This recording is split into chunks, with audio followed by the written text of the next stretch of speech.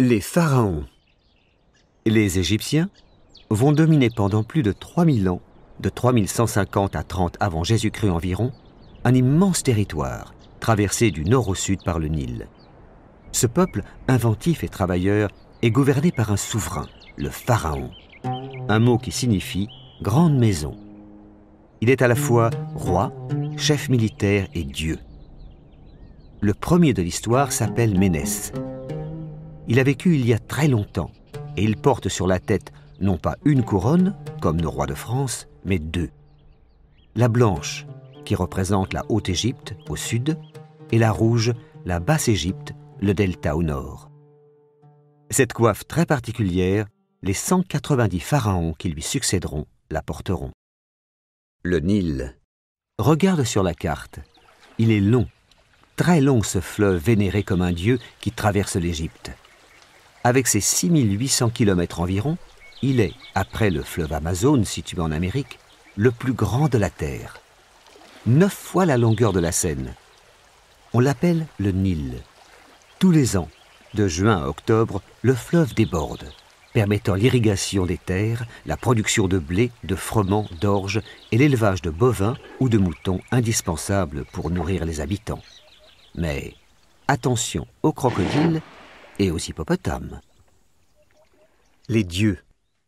Les Égyptiens croient à toutes sortes de dieux, représentés sous des formes humaines, comme Hathor, la déesse du ciel et des étoiles, ou animales, comme Horus, le faucon, et Anubis, le chien.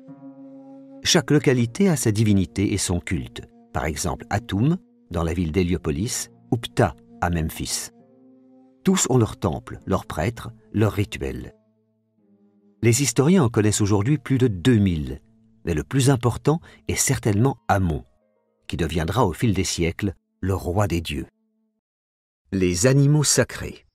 Crocodiles, singes, ânes, chiens, scarabées, lions, serpents, vaches, tous sont considérés comme des divinités. Mais le chat tient une place à part. Les Égyptiens l'adorent. Ils l'appellent Miou. Ça ne te dit rien? Si, voyons. Quand le chat miaule, il fait miaou. Incarnation de Bastet, déesse de l'amour et de la tendresse, il est protégé par la loi. Si on lui fait du mal, on est puni.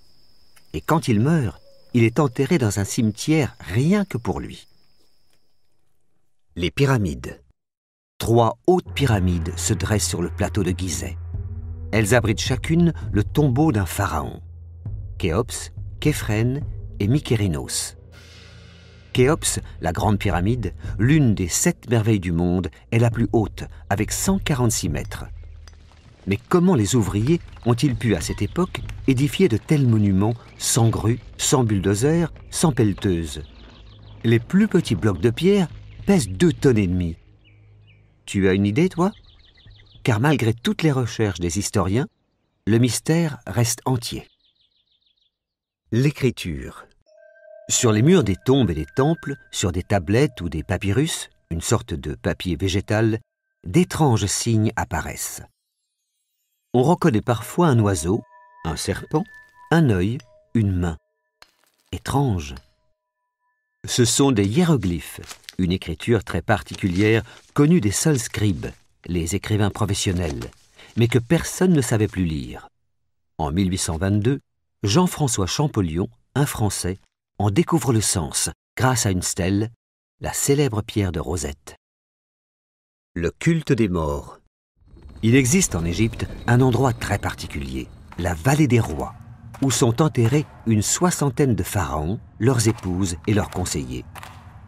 Les archéologues ont exploré ces tombes comme celles de Toutankhamon ou de Ramsès II, livrant des trésors incroyables et surtout le secret des embaumeurs que je vais te révéler.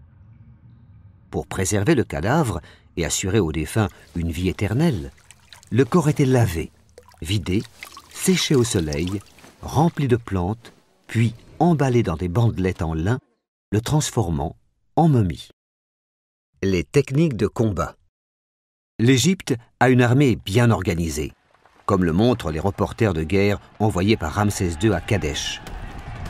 Ils vont représenter sur les murs des temples d'Abou Simbel la bataille livrée contre les Hittites.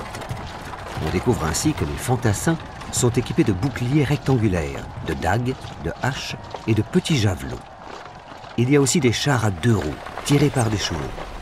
À leur bord, un conducteur et un lanceur de flèches. Ils doivent aller très très vite, car ils n'ont pas d'armure pour se protéger. Secret de beauté. La femme égyptienne fait très attention à sa beauté. Après une douche matinale, elle applique sur son corps des huiles et des pommades parfumées d'un mélange de myrrhe, de genêt, d'encens. Puis, elle rajoute du miel pour s'en gargariser la bouche et avoir une bonne haleine. Elle se maquille avec du kohl, un fard noir qui lui fait de très grands yeux. On dit même que Cléopâtre prenait des bains de lait d'ânesse pour plaire à ses amoureux. Alexandrie, la capitale. Alexandrie, fondée par Alexandre le Grand, est bien la plus riche des capitales égyptiennes. Près d'1 demi-million de personnes y vivent du commerce. Sa bibliothèque, avec ses 700 000 livres, est connue du monde entier. Son phare, l'une des 7 merveilles du monde, se dresse à l'entrée du port. Mais il n'en reste rien. La bibliothèque est partie en fumée, le phare s'est effondré dans la Méditerranée. Les fouilles sous-marines du français Jean-Yves Empereur permettent de retrouver aujourd'hui les vestiges de cette cité extraordinaire.